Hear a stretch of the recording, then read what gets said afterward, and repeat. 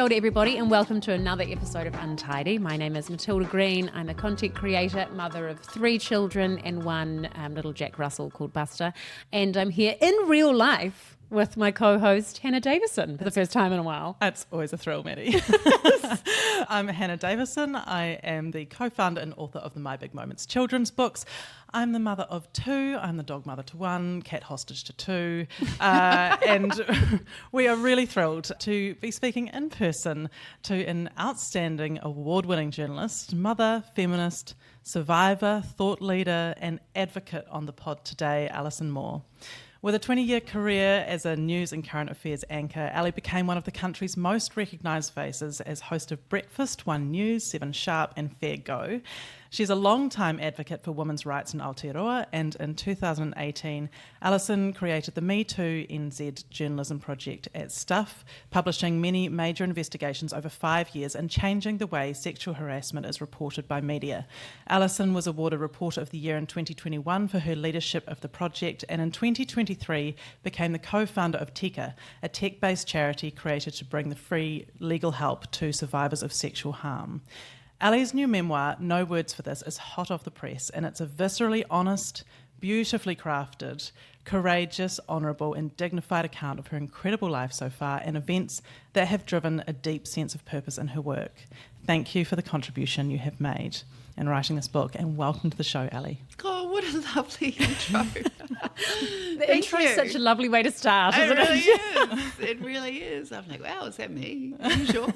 It's great to be here. Wonderful to meet you. And thanks for the opportunity. Oh, of course. And before we get started, we just want to include a trigger warning here that we are covering topics of sexual harm, sexual harassment, sexism, and the hangover patriarchal fuckery that still haunts society today. Woo! So, yeah, great. Woo! So please listen with care. And if you need help, we will include links in the show notes for places you can go. I would also like to start by congratulating you on No Words for This. It is a huge accomplishment, and it really is an incredible read. Hannah and I were talking about it in the car, how much of a brilliant writer you are. It really is great. And so how did you choose the timing for writing and releasing a memoir like this when you can be certain that these words will reverberate?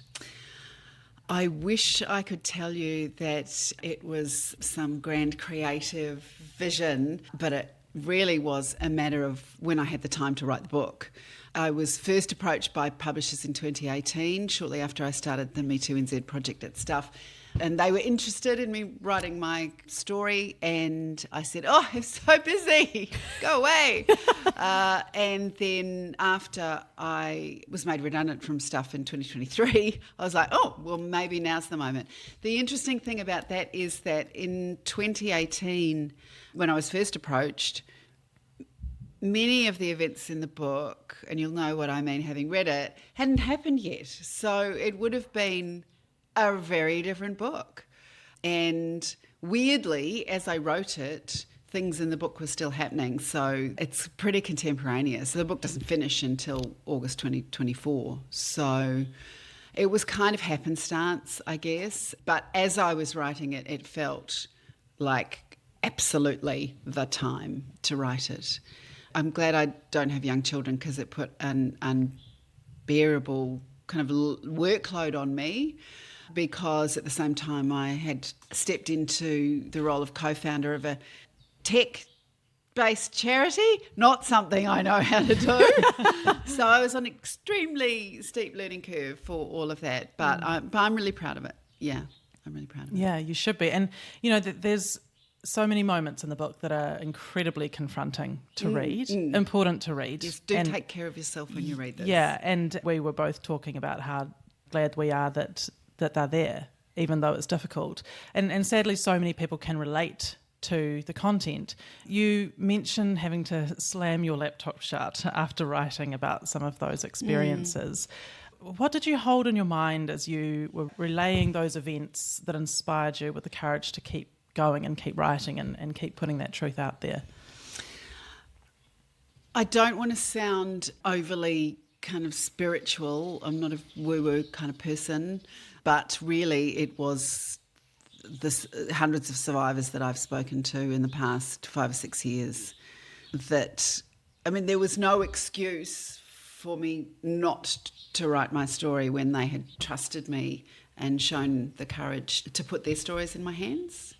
And I think I mentioned in the book also that I have said and meant it from my heart to so many people that what happened to you was not your fault.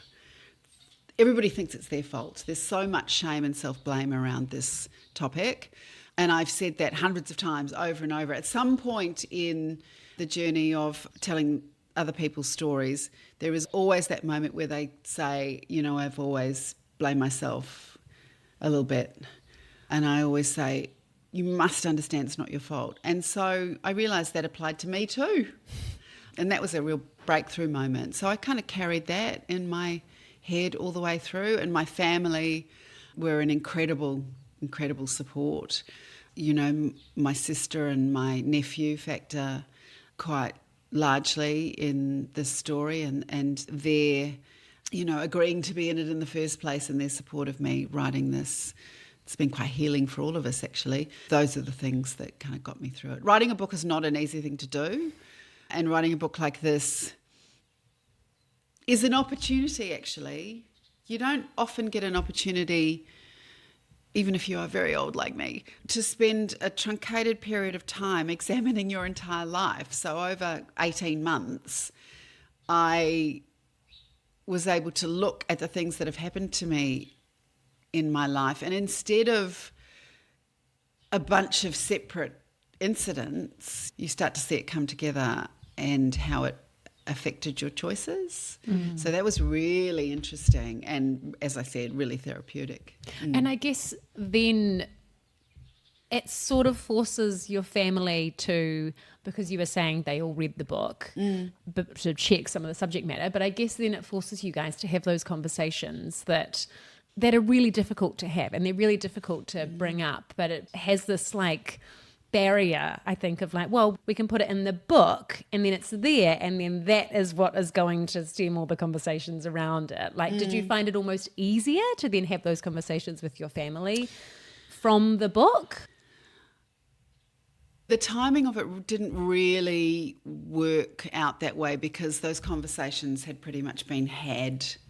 You know, my children, for example, are not stupid, and they realised at different points in the space of a couple of years that there was something a bit weird going on with my family.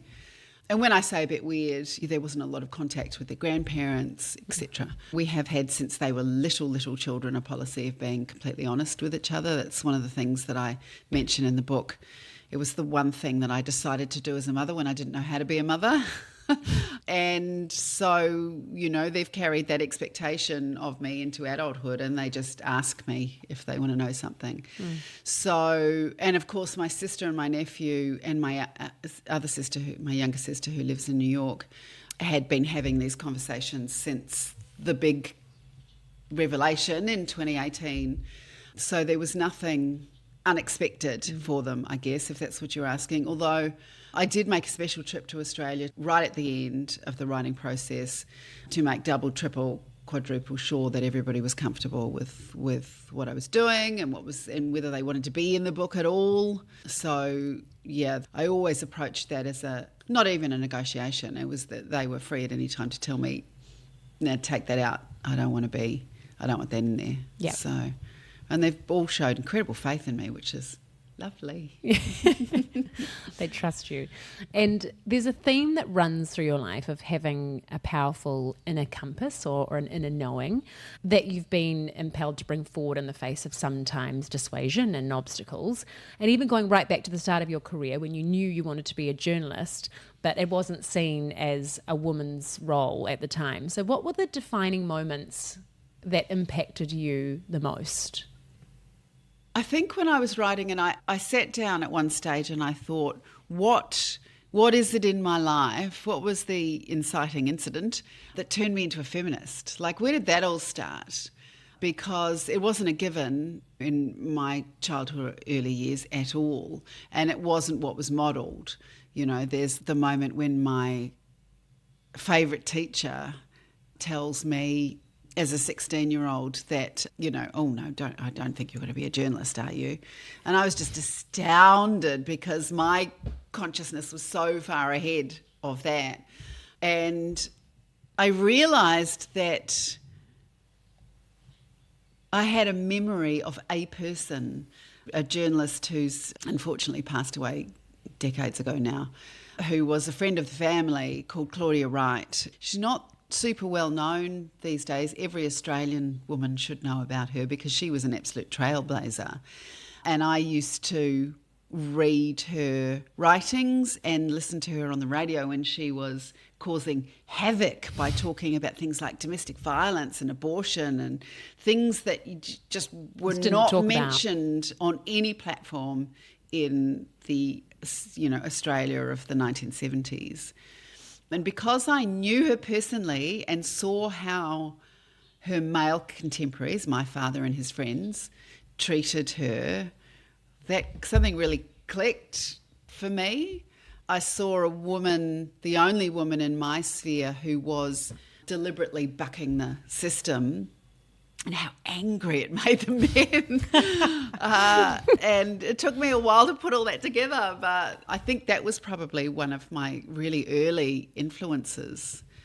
I've also realised that through the writing of the book, actually, so it's been so helpful in certain ways, that I'm so much like my mother, which I hadn't really known before, but her attributes of just her Protestant work ethic, never giving up.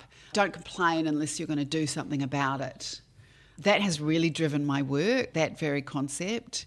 Be the change you want to see, I suppose. Too many people sit and moan about issues without getting involved. I read something in the Ponsonby News a few years ago. It's funny where you get your inspiration from.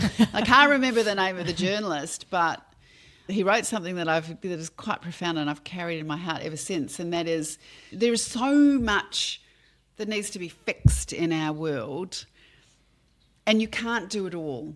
So you're just one person. Generally, you have to choose one thing and work on that and sometimes make it your life's work.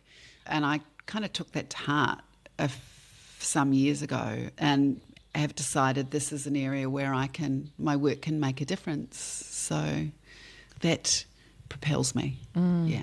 When I was reading the part in the book about when you went to your teacher, who you'd done incredibly well in her class, and you looked up to her and you thought, here's someone who's going to back me. She was my favourite. And she didn't. And I felt that so much because I think as a teenager, there's a lot of teachers, if they can't win your interest and your respect, I mean, it was for me. I was just like, well, I'm just going to coast through this, But when a teacher really wins you and you work hard for them, you just want that back in return, that they believe in whatever you intend to do. And to not get that, I was just like, oh, you were so robbed in that moment. I was gutted for you in that moment. Thank you, because I was gutted. And I remember feeling so angry with her. How could she be so dim, so unaware? Yeah, that anger is such a gift, though, because that just showed you in that moment that you were right. Yeah. You had it, Yeah. And I love that example you give about Claudia Wright, because we wanted to ask you about who were the role models for you and how lucky to know her personally and professionally. And when she was facing challenges in her career for doing the work that she was doing, like, what did those challenges look like? Did you see what she was facing, not just questioning her work, but questioning who she was as a person and as a woman, because she was speaking the way that she was? I didn't put it together at the time. I suppose it's only later in life, a couple of decades ago, that I put those two things together. I knew that somehow she was telling me information that I needed to know and wasn't getting anywhere else and wasn't going to. I was aware of two, at the time, I thought were unrelated things. The fact that she had wronged one of Dad's mates in some way by not being married to him anymore, and how vicious they were in the way they talked about her always, when they probably thought us kids weren't listening. And also the way the that public institutions treated her. So she lost her career in Australia because of the Catholic Church, who shut her down because they didn't want women speaking like this in public. She once said cunt on air and got away with it, because she was reading a poem and the Broadcasting Standards Authority, or whatever it was called back then, just said it was in context. So, I mean, this is 1976 or something, She refused to bow down. They tried to get the radio station advertisers to boycott her, and they tried to end her career, and she refused to give. And even the Prime Minister got involved. There was a big stink at the time. But I didn't put that together until a lot later, because I was 13 at the time, I think. Yeah. Even at the beginning of your working life, when you had, your first job in McDonald's, revered role in McDonald's, love that part. The theme of rife sexism and sexual harassment towards women started there and features through virtually every workplace thereafter. Do you think that reflects the very real experience of you and others were facing, while also just trying to progress down a career path? Yeah. Just trying to work. Trying to get on. So this has been my thing with sexual harassment all the way along. And this is what a lot of people, this is a concept that they perhaps have not heard or haven't absorbed, but everybody has the right to go to work and be safe at work. And, and do their work unmolested and unencumbered by other people's harassment from other people, or bullying, right? Surely we can all gather around that concept. Whether you're a woman or a man or a non-binary person, or however you identify, surely that's it's not a very high bar, right? You'd think not. So that's kind of my baseline that I have worked off with all of my work. I've had it said to me a bunch of times, in person, I've never seen that kind of behaviour, so ergo, I don't believe it happens. This is so common. The reason that there are so many examples of sexism and harassment in the workplace, and I hope things have changed a bit, after Me Too. There's a significant backlash, of course. But the reason that it's all there in the book is because it's so common. This is what a lot of people, I don't think, realise is how common this is. There are so many people who have had that experience. 1 in 3 women, 1 in 7 men. I keep blurting out that statistic, but it's kind of, I think it's too vast for a lot of people to take in. I also think it's conservative, from having these conversations with friends. I would estimate 80% of, friends have experienced abuse, harm, trauma, harassment. Well, also sometimes it's you don't recognise it for what it is until you take the moment to reflect, because I was thinking reading your book made me reflect on my own working life. And I remember my first job I had straight out of high school. I was only 17, and I remember there was this woman in the office, and all she was doing was wearing some tight pants, right? Which is, she's well within her rights to wear tight pants if she wants to. And I remember just watching the men in the office. They were just foul. She would walk past and they'd all look at each other, and they'd be talking about her behind her back and all of the stuff. And I remember at the time, because I was so young, I didn't, I just thought, oh, right, okay, good to know. I'm not going to wear that when I'm in that role, because I don't want all of these older men in their 40s and 50s. I mean, she would have been in her early 20s, all these older men in their 40s and 50s and 60s leering at me. So I was like, okay, right, I'm going to make wardrobe choices that I'm not on display. Yeah. And looking back at that, I'm like, that poor woman, she's just trying to do her job, and these guys are just leering at her, probably making her really uncomfortable, and sending a message to all the other women in the office that you better live by our rules. Yeah, you better moderate your choices to accommodate us. Or actually don't, because we prefer the tight pants. Yeah. And I think back to the workplaces. I mean, obviously our now workplace is very good. It's very free. Supportive. Yeah. But like just so Living many the dream. many examples, so many terrible examples of workplace sexual harassment. And I was having a conversation with my mum, and when we started doing this podcast and we're having lots of these sorts of conversations, and, you know, there was some conversation with her about like, oh, you know, it's just the way that it is, just the way that it was, blah, blah, blah. And now she's like, well, now I'm getting really angry. And she's like, I'm saying things now. I'm stopping conversations and I'm saying things. Harness that anger. Yeah. Anger is, as I say in the book, rage is really useful. Yeah. It propels you, It doesn't does. It moves you into action. It does. And it's not considered a good thing by a sector of society, but, you know, you get to the stage where you don't care because it's useful. And I'm going to use it. Yeah. So, yeah, no, I 100% agree.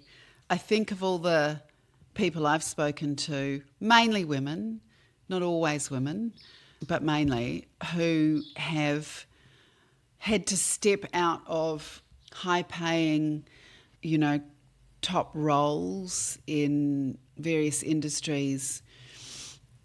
I know one woman who worked in the legal sector who endured 10 years of harassment from a senior partner, and it just got worse and worse and worse.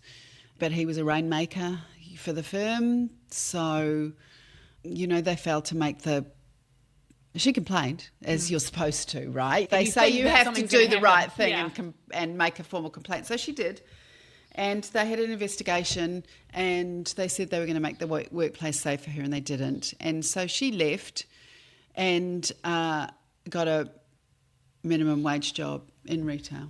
Incredible. There are so many careers. I actually think I need somebody to do a PhD on this. I actually think that that's a missing piece of information that is contributing to the gender wage gap. That's what I believe. Makes sense. It does make sense. And I think, like, you know, women historically not encouraged to be angry, but and then often criticise ourselves when we do feel angry because it's obviously not becoming. Unbecoming. Very unbecoming. But, you know, anger is important to look at in ourselves because it can be indicative of injustice. We're recognising injustice, and that's why we're angry. Yeah. And it's relevant. Yeah. It's taken me a very long time to get to that point, though, because as a child and a younger woman, I was people pleaser. I'm the middle child. Classic people pleasing position. And I have had to adjudicate a bunch of, you know, situations in my life between various members of the family.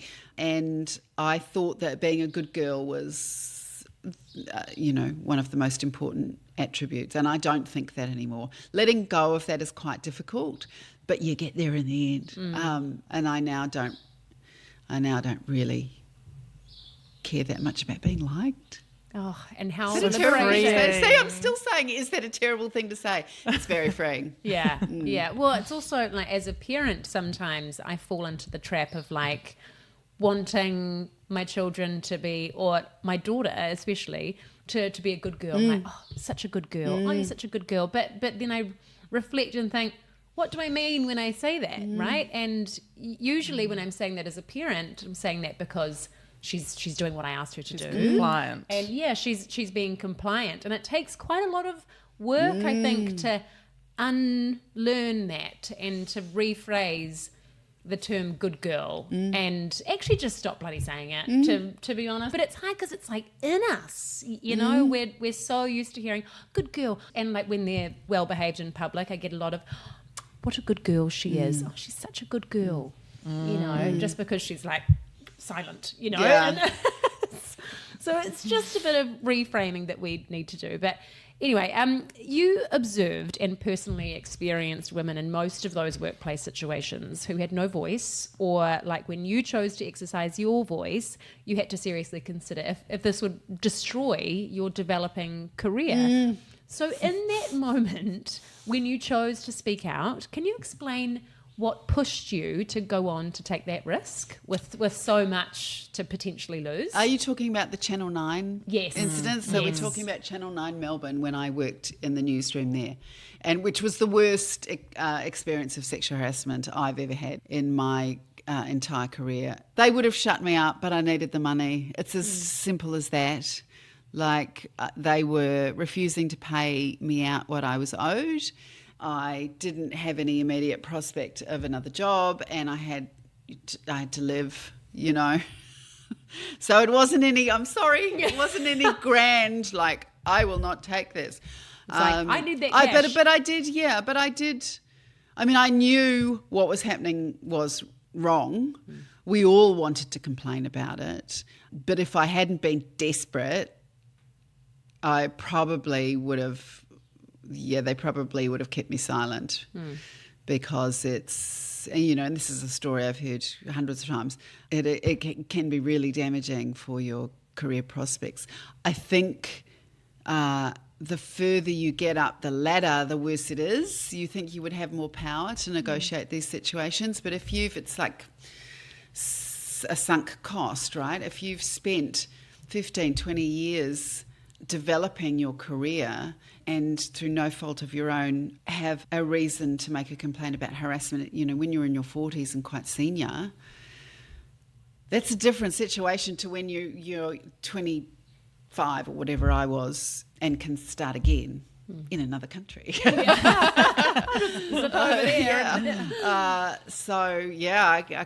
In some ways I feel for those mid-career women, you know, who have put the hard work in and are suddenly derailed by something that they did not see coming and is completely unfair. You know, you can imagine their internal distress when they've gone through they've had to negotiate all the childcare, and, you know, they've had to deal with all that on top of everything else. They've got to a stage, and then somebody has decided for laughs or for more nefarious reasons that they're going to target them at work.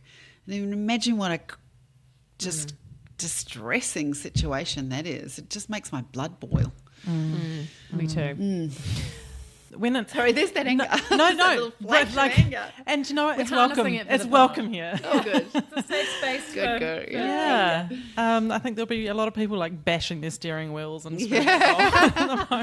I'm with you, sister. When it came to your passion to pursue a career in journalism and your drive to succeed, I think one of the really difficult elements to digest in your story is this complicated juxtaposition between wanting the pride and approval of your work from your father, whom you revered for his intellect and professional skill, but who was also a man who betrayed you and deeply harmed you through his abuse. How do you go about reconciling that in yourself when you have these like very contradictory feelings that you've got to hold? Latterly, so quite recently, I've had to think quite deeply about that and examine both things, how much his influence meant to me and his approval meant to me professionally, and, as you say, how the abuse, you know, where that sits in my life. I have got to the stage where I've let the former go. I understand now that my father is what society considers the worst kind of criminal, you know, and these are not allegations, these are acts that he has admitted to in writing. I've given myself permission, as has my sister, to really not consider him a father figure anymore. That's been an essential thing for us to do for our own healing. So yes, I can acknowledge intellectually that he was very important in my development as in his own funny way as a journalist. He certainly sparked my interest in this career, and I felt from early on that it was right for me. But I carry that as not a fact, you know. It doesn't hold any emotional pull for me anymore, I think. And why do you think that women are perceived as a threat for speaking out against a perpetrator when they are the victim of harassment, abuse, or violence? Like, what is it about that is so threatening?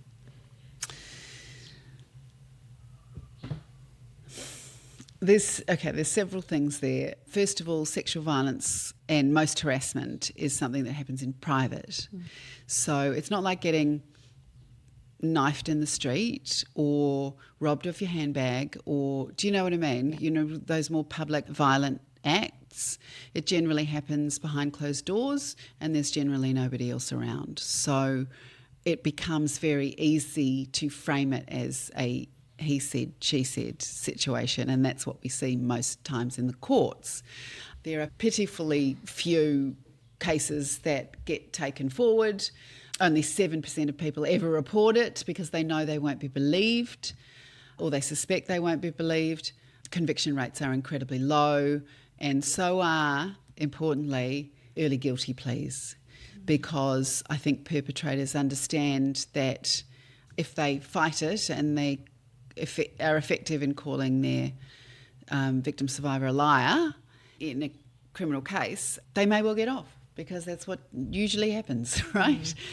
So this is one of the reasons that, I mean, that's what we pulled apart, Zoe Lawton and I, when we decided to create Tika. The first thing we did was look at, because we'd both spent 6 years raising awareness, and so much awareness had been raised after Me Too, and, you know, all the stories we told and all those brave people who were trying to make a difference. And after 5 years, we looked at the statistics and they hadn't changed at all for a decade. So still, only 7 or 8% of people who experience sexual assault or sexual violence report to authorities. Why? We were very... Sorry, Frank is also angry. Yeah, no, good on you, Frank. She's This is an all-female household and we're all mad. So the first thing we did was try and find out why that statistic, that reporting statistic, remains stubbornly the same for so long. And we were really grateful at that point to have quite a lot of moral support from the police, who the head of the Adult Sexual Assault and Child Protection Unit was a big supporter of ours, because he knew that this was important work that would probably create more work for them, but it was the right thing to do.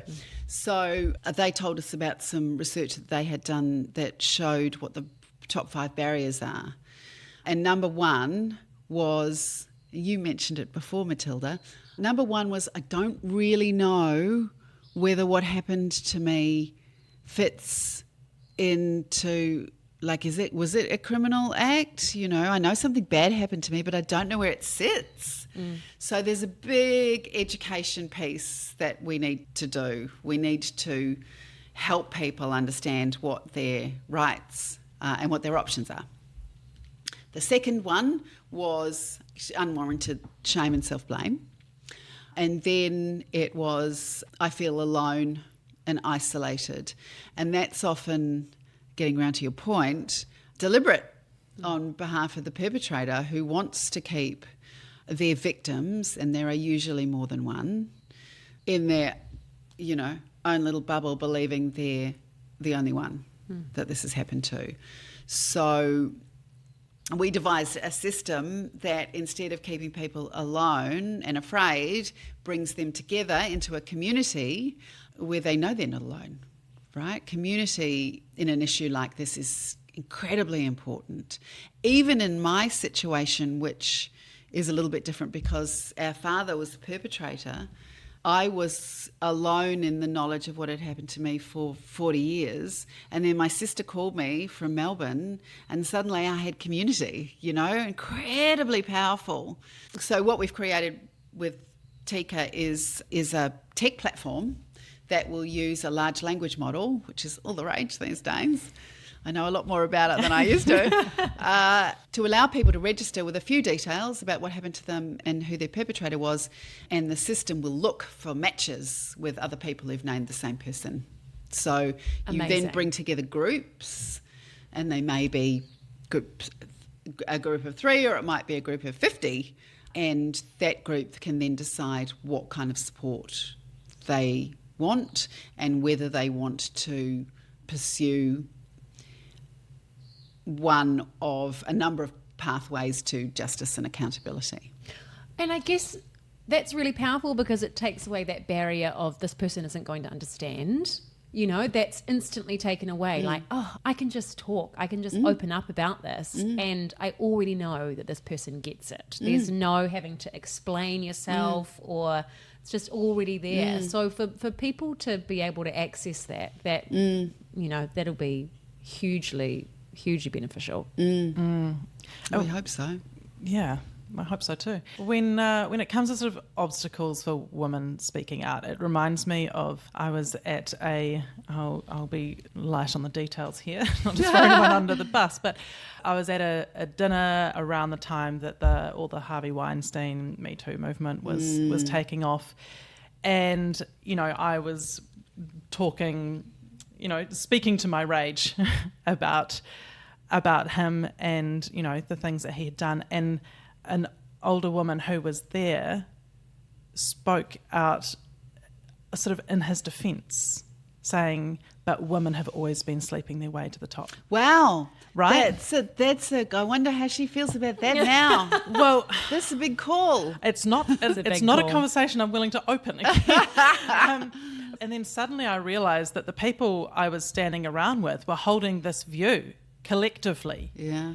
Concerned about this man's reputation, concerned about what these allegations might do to this man's career and reputation. And I was like horrified. But, you know, when you have those views being shared by other women, it makes it even harder for women and victims, anyone who's a victim, to choose to speak out when they have to face accusations, when they have to face criticism, be invalidated, 100%. or, you know, and risk their own reputation. But yeah, why does society protect the abusers? It just... One of the it's things extraordinary. that we do already, even though the platform isn't quite ready to launch, Zoe and I give workshops on, they're called What Would You Say? And they're on how to receive a disclosure. Because one of the problems is, and this goes for men and women, is nobody knows how to react when somebody comes to you, say it's a workmate or your sister or a friend or whānau member or your employee, and says something really bad happened to me and gives you deeply personal details of the harm. And the problem with that is that it's been proven that the first person as a victim survivor that you disclose to can make or break your journey from that moment on. Most people are uncomfortable enough to say, oh, are you sure it was really that bad? And boom, there's an opportunity gone forever. So we try and educate people on what they could say instead that will be not necessarily committing themselves to anything, because that's what people are worried about, you know, in the moment. Am I in They're this? like, you know, what if I say that, you know, what if I say the wrong thing? And then they do say the wrong thing. There are supportive things that you can say that don't, you know, necessarily, you know, put you in the hole with them immediately. You do have to commit to, I think, if you're a good person, you have to commit to being willing to help them as much as you can. So instead of, oh, that doesn't sound like, you know, Matt, he's a good bloke, I've never seen him. You say, I'm really sorry that that's happened to you. How can I help? Can I refer you to, shall we go and research some support services? I'm not quite sure what to say to you, but please remember that I'm here for whatever you need. You know, it's not rocket science, but it's very easy to say the wrong thing because it freaks people out. Yep. I'm very used to talking about it, and sometimes I forget that the rest of the world isn't. In just talking about the book, I've been asked a lot recently, why would you write about something like this? And my response always is, why wouldn't I? You know, it's so common. It's so common. And the only reason that it's a surprise that somebody would write about it is that society has kept us silent for so long. But it's something we need to have a community-wide conversation about. So I'm just doing my little bit. Yeah. And that brings me to my next question, because as a person that has carried the load of trauma from childhood, you're now choosing to expose yourself and your story to use your voice to be the strongest advocate for others that have had to live in silence or that have been dismissed. And you've been criticised in the past when the hashtag #MeTooNZ initiative launched for conducting a quote-unquote witch hunt. Oh, yes. There was that old term. famous cartoon that ran in one of the newspapers owned by the company that I worked for at the time, which depicted me as a witch on a broomstick with kind of like a big black cloak with gossip and innuendo. It's slashed quite across shocking, it in isn't it? white. It's quite shocking. Here's someone just trying to do something to help people. And Free speech. of course. Yeah, of course. I was a bit. I was naive. I was naive when I launched that, in assuming that people would kind of get it. One of the most bizarre things was somebody wrote a column in the National Business Review that said things like, "How do we even know it's a problem here? Just because the United States, Weinstein, just because the United States has a huge problem with sexual harassment doesn't mean New Zealand does. I mean, the US has a problem with school shootings and we don't." And I was like, where is... I don't understand. Where is the logic there? Just listen. Yeah. For 5 minutes, listen to people saying that it is a problem. Yeah. People tie themselves in knots, which society often does when there's an issue that they don't want to face. But you can get over that. So there's hope. We've observed how, and you'll know this too, how in the last kind of 10, 15 years, nobody used to talk about domestic violence either. Many, many wonderful, inspiring people have managed to change that over the last 10, 15 years, to the point where you have one of our major big box retailers is a corporate sponsor of Women's Refuge. It can be done. Somebody's just got to do it. So that's what we're trying to do.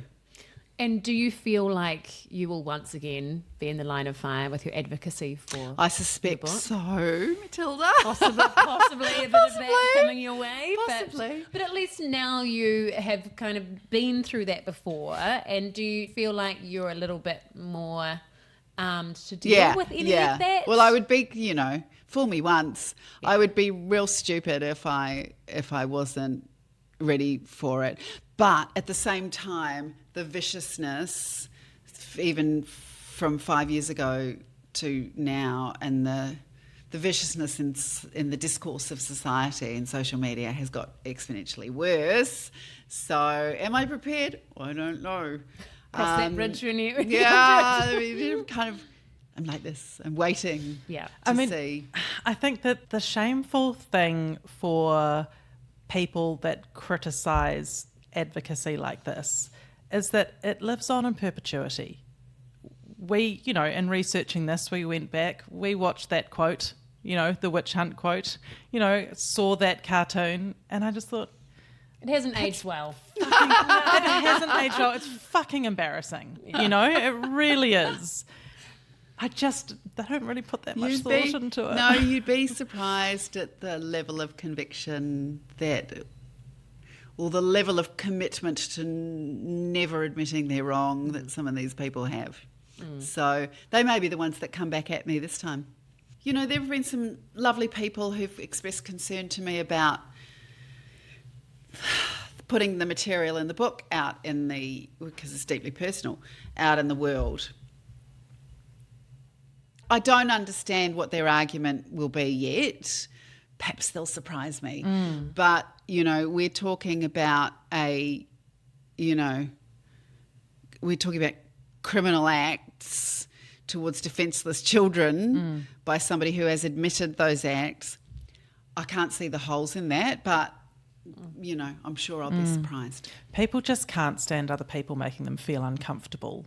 Yes, and because that's right. That's a huge piece of this. Yeah. And I do forget sometimes, because I'm so comfortable talking about it, how uncomfortable it makes other people. And I probably should apologise for that, because I need to remember that, Like people, you can see their jaws tense up. You know, I'll be at a networking event. I'm great at parties. People say, "What do you do?" And I'm like, "Oh, let me tell you." Well.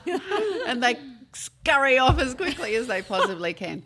You know, you can see the tension. People don't like talking about it, but it gets easier as you talk about it. So I'm okay if I'm the person that's pushing that boundary. Myself and the people that I work with, you know, we have an incredible board. We have the kind of board that it takes most charities like 7 years to assemble.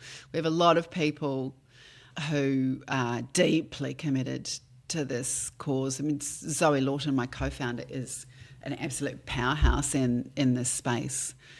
So, you know, it's our job to make people less reluctant to talk about it. And I think part of the service that you're performing is not just as an advocate for survivors and victims, it's also to put the onus on everybody to get better at having difficult conversations, to get better at holding space for difficult conversations. You know, we've seen it, it's not undoable. We've seen it happen even... Okay, let me give you an extreme example. We've seen it happen with mental health and rugby players, All Blacks, right? Mm-hmm. Now, if you break that down, I'm going to say that was a conversation that was not happening a generation ago, and it does now. This is doable. I mean... That's so true. Sexual harm is probably one of the last frontiers, but we can do it. I firmly believe, and we need to, because people are still being harmed, you know, and it's our responsibility to do everything we can to stop that happening. One of the stories I loved in the book is, you know, how it just showed you as an advocate from a very early age. Can you tell a story about standing up at school and intervening when you and your schoolmates were going to be shown quite a damaging video? I just thought it was a great moment. Yes. So in the early 80s, abortion, surprise, surprise, was a very controversial subject and had for, you know, since Australia was founded, I guess, been illegal and at times punishable by life imprisonment. Crikey. And things were changing when I was growing up, and the laws had been relaxed and it had been legalised, but there was pushback. You know, I think Joh Bjelke-Petersen was in power in Queensland at the time and had deeply conservative views, and there was legislation in front of the Queensland and federal parliament that would have made it illegal for even a doctor or a friend of a woman who needed that health care to drive them to a clinic. So it was in the papers a lot, and I was in my late teens, and some of us were very aware of what was going on, and we had heard rumours of this film, the Anti-Abortion Brigade. I don't think they were even called the Right to Lifers back then, to be honest with you, had been circulating, and it was extremely gruesome apparently.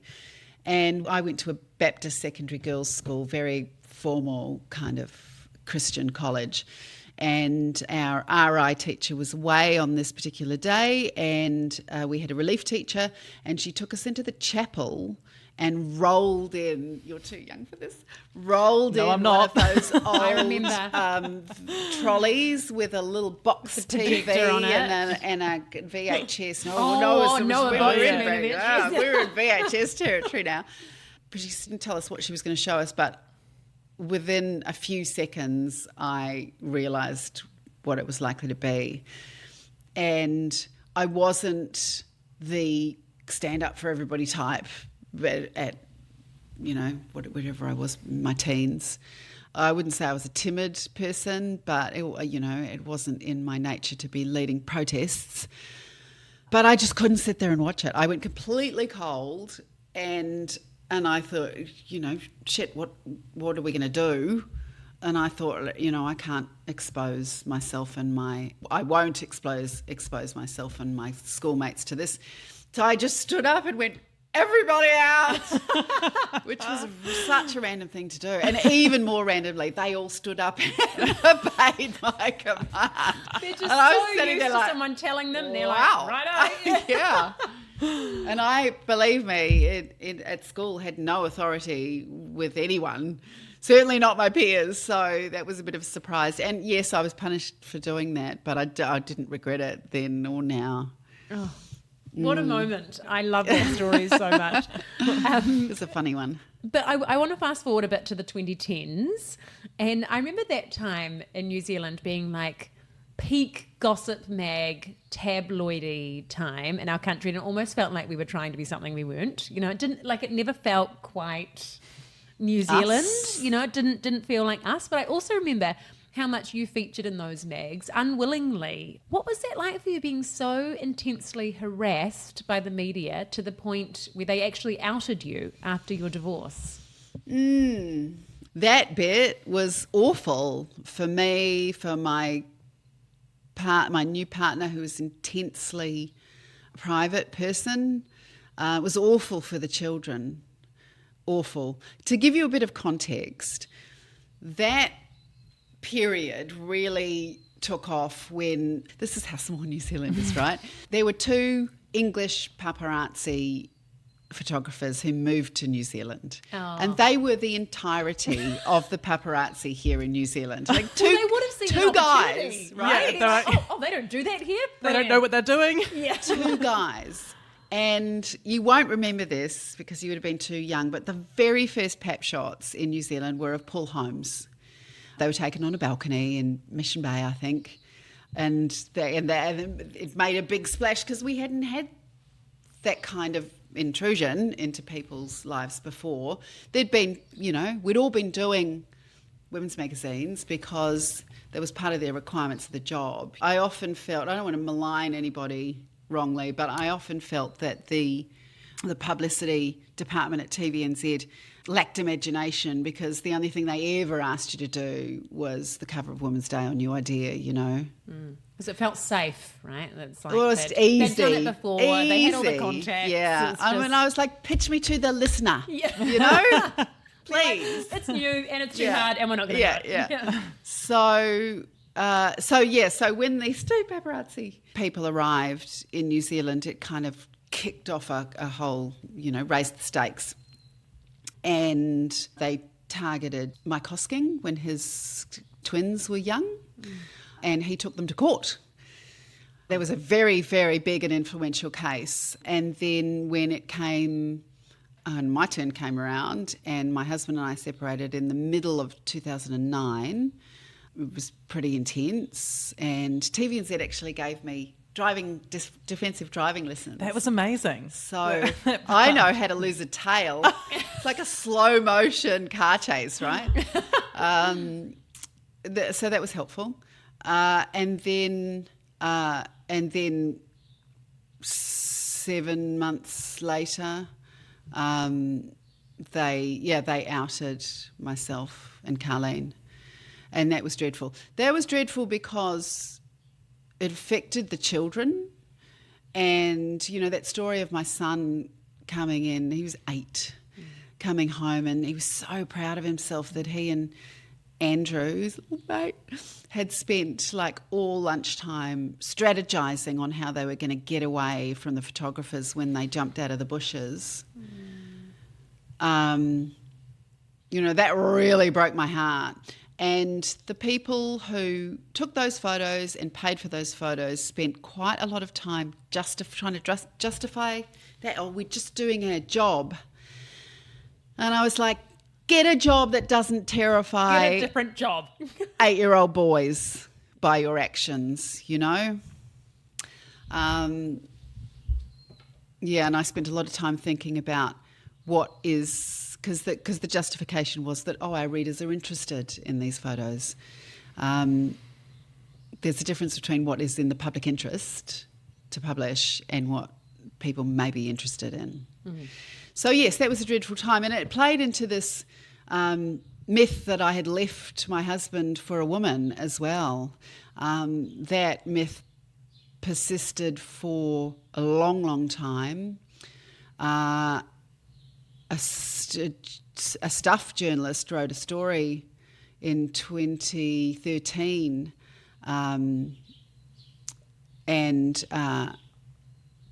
said, Alison Moore who ran off with a woman or something like that, and I made him take it out and apologise because it wasn't true. But I still, until relatively recently, not that many years ago, would have people, like I'd be crossing at the pedestrian crossing in town, and somebody would stop me halfway across and say, "You're that Alison Moore that did that dreadful thing to, your husband." And I'm like, "Come here and let me tell you something." So I was kind of like dispelling the myth, like person by individual by individual, spreading the good word through the city. So yeah, it was a bad time for all of us, and a lot of the people who were involved have sought me out and apologised since, and I do forgive them. Some of them I don't. Fair enough. There was a great moment on Breakfast with Pippa Wetzel where you had the opportunity to hold those magazines to account and sort of reclaim your own narrative and redirect it, really. So can you take us through what you did there? And it was interesting about how I think you proposed that idea to the show and worked on how that was going to play out. And there was considerable uproar after that 3 minutes of television, and some people who really ought to know better assumed that I'd just gone rogue and taken over the television for 3 minutes. They are people who ought to know that it is almost impossible to ad-lib word perfect for 3 minutes of television. Yeah, so I suppose that was that I saw an opportunity to try and reclaim my story and my family's privacy. This was at the height of it. I was filling in on Breakfast. I was filling in for Paul Henry on that week. And it was the first time they'd had two women on presenting that show together. Wow. And I was with lovely Pippa, who I adore. And on a Tuesday, we used to do a What's in the Magazine segment. So I thought a lot about it, wrote a bit of a script, and I went to my executive producer at 3:30 in the morning on that day, and I said, "I've got an idea." Now, I never would have done it without his permission. I'm not one to hijack. Like, I take broadcasting seriously, did when I was in it, and I'm not one to hijack a television show, honestly. And we sat down and we worked through it, and he thought it was a good idea, and he modified the script because he took some of the more angry stuff out, some of the more emotional language out. And then I briefed Pippa, and she said, "Go for it." And I was really grateful for that because it was a very uncomfortable 3 minutes for her. So it was me just kind of... So what do you do? Yeah. So and when you'll know, when you're on television, particularly sat on a couch, you can't just stare at the camera. So she had to kind of look at me with this intensely sympathetic look on her face for 3 long minutes.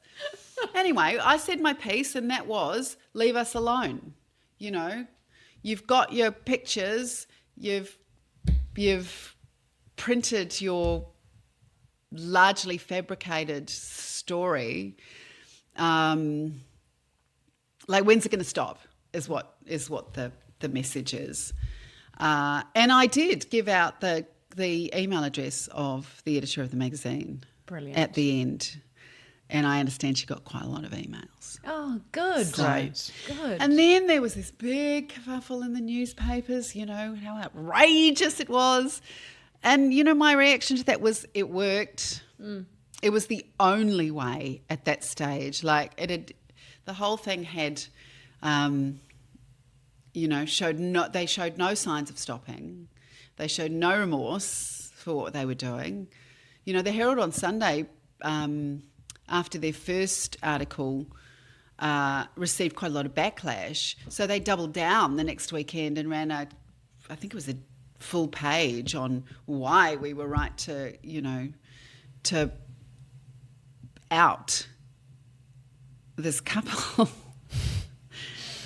It's crazy. Amazing. I don't think that they would do it these days, which is progress. But yeah, it worked, and I can't regret it. I'm sorry, but I don't regret it. No, well, so you shouldn't. But like also, social media wasn't around. No. So it's how do you get the word out there without some help? There was no way. And I have to point out that it was, I think it was selected by the Spin-Off as one of the kind of top 50 moments in New Zealand television. Great. It was groundbreaking. Yeah. Can you tell us a little bit, because we've touched on the Me Too New Zealand movement, but can you tell us a bit about the actual mechanics? Like, how did you deal with being the one person for so many people to confide in, sometimes for the first time? I'm really glad you asked that, because this is the bit where I failed, and I think it's important to acknowledge that. I set up that project with a team, but I felt in the setting up of it, because we didn't know how many people, we didn't know whether anybody would get in touch. And so I set it up so that everything came through me. And that was the wrong thing to do, because it meant that there are some people whose story there were so many people, there were so many stories, and there were quite a lot of people, I suspect, who we were not able to help. And I regret that. I really do. There's so little hope for people who've been who've had a situation like that at work, and we wanted to give them some hope, and we genuinely wanted to tell their stories, and we did tell a bunch of stories. They were difficult stories to tell. They took months to develop, because we said from the start we were going to work in a trauma-informed manner. And that means, when you say that, you have to do it. And that means understanding that people who have experienced trauma often can't tell their story in a linear manner. So they're quite different. They sound quite different to normal journalist sources. And often journalists will do an interview and think, unreliable source, because the information is not coming out in a perfect linear way. Yeah.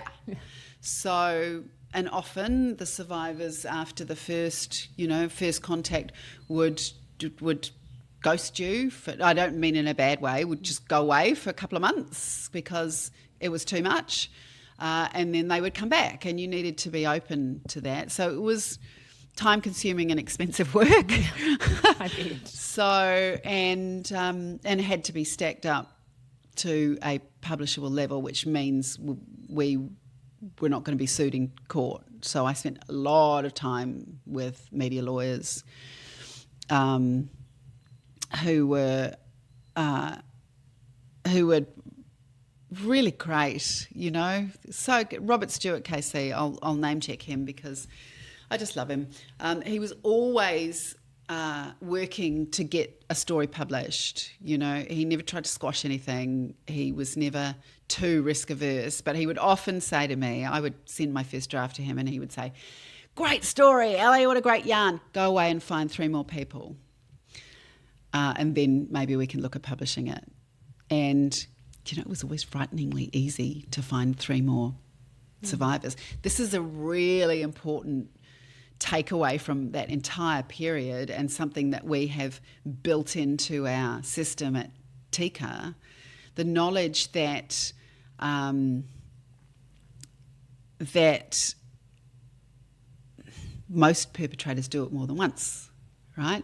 I don't think we have any research in New Zealand. I haven't been able to find any, but certainly in the United States, there's been some really important work done in the college system that has proved that for each perpetrator creates an average of 6 victim survivors, and that's in the space of 3 years of college. So we're talking about quite a small, people say not all men. They are right. It's not all men. It's quite a small number of people who have become emboldened by their behaviour because they never get caught, right? Because people don't report it. And, and so the conversation goes round and round. And so they kind of know that they'll never be held accountable, so they go and do it again and again and again. So that was a really important understanding that underpins our work. I'm sorry, I've forgotten your question now. You've answered it. You have answered You it. answered it perfectly. I do get on a bit of a roll. Well, that's what we want. I'm quite passionate about all of this, and I'm sorry about that. No, that's perfect. That's exactly. We'll ask a little question and we'll just let you talk. Our job is easy. How can people find out more and support your initiative with Tika? Just come and talk to me. I have a coffee with anyone who wants to help out. There are many ways. We need money. We need funders. We have incredible support from the Clare Foundation, which is our main backer. But this is going to be, this is an unusual charity, right? It's the exciting bit about it is that it's tech-enabled. That's a sexy bit. But unlike most charities that start out quite small and maybe regional, helping a community and then grow from there, our system will not work if we're not national from day one. And we have to spread the word to as many people as possible so that they can take a look at what we're offering, register with us, feel comfortable and safe and secure registering with us so that the algorithm can start to do its thing. And then once the groups are formed, we can start to help people with their legal options. Being a national charity from moment one is going to be expensive. So I know that there are, just based on the stats, I know that there are many, many high net worth individuals out there who have a personal experience of sexual harm in some way that would be deeply passionate about this cause and would be totally on board helping us get this across the line. So personal message to them. Please seek me out on whatever platform you like, Instagram, LinkedIn, send me an email, alison@tika.org.nz, and I will personally take you through how you can help. But this will not be a cheap thing to do for us. So that's the first thing we need. The second thing we need is we're going to be at the other end of. Well, the second part of our program, our service, is a legal service. So we are looking for, all those good-hearted people who work as lawyers in the legal space, in big firms or small firms, to donate their time pro bono to our cases. And we will make things extremely easy for you because we've designed the system to be automated at the front end. So much of the work that a normal lawyer would have to do with a client that just walks in off the street will have been done for them, and the file will be, semi-prepared. So yes, we are trying to build a national network of pro bono lawyers. So those are two ways that people can help. Obviously, on our website there is a button that anybody can donate to, and we will be like any other charity running fundraising campaigns. There are many other ways that people can help. People give to causes that they have a personal connection to. We all know that in the charity space. And what connects people to a cause is often story. So if there are people that want to join with us and share their stories, perhaps of how things might have been different for them if Tika had existed before now, then that's super useful as well. We're just about to pop up a new website, which we're incredibly proud of, and there, if you visit it, hopefully by the time this I don't know when this is coming out, but hopefully by then, we'll make it very easy for you to help us. And once again, I think what we're building here is a community. Community is really important. There has not been a place that people can, there are many, many wonderful organisations in our sector that offer support and healing for survivors. But we're kind of a missing piece of the puzzle, something that doesn't exist before now, and we're trying to build a community so that people know that they will be safe with us and everybody that joins us. I think that's a really important message. Yeah, That's great. And I could go on about this for an hour, but I won't. We will include all of the links in the show notes as well, so people Appreciate can easily that. access all of those points to contact you and support you with this initiative. And also to buy the book, No Words for This. Oh, please. We'll put a link in the show notes too. Yeah, please buy the book. It is so good. It is so good. Yeah, you won't be sorry. It is really brilliantly written. I mean, one of the things that I had to decide, because as we've discussed, the subject matter is, pretty tough at times. One of the things I was extremely careful about the level of detail that did or didn't go into there. So, it's not as if you're sitting down to read a horror story, but it does. But it's honest as well. Yeah. I think that was important. When you sit down to write your memoir, you commit to giving a kind of warts and all account of your life. So, so I didn't hold back, I suppose. No. Well, Ali, we just want to say thank you so much for not only seeing us today and sitting down with us to have this chat, but also for the work you do and the advocacy you do. Thank you, Matilda. We're lucky to have you in thank you. Aotearoa, so thank you very much for your time. I thought we were going to talk about kids today. Lol. So, for a parenting podcast, we talk about children surprisingly little.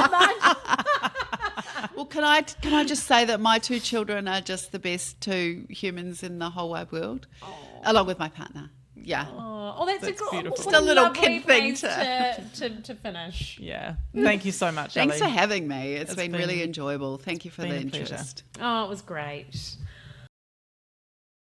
Thank you for listening to this episode of Untidy. If you enjoyed it, we'd love your support to keep making the show. The best thing you can do to help is subscribe by hitting follow in your podcast app and leaving us a little 5-star review. You can also now watch and subscribe on YouTube and check out how these millennials are keeping up with the cool kids on TikTok and the gram. Lastly, please share this podcast with your mates. It means that we can keep building this supportive community, keep giving you untidy episodes, and just keep doing what we love to do.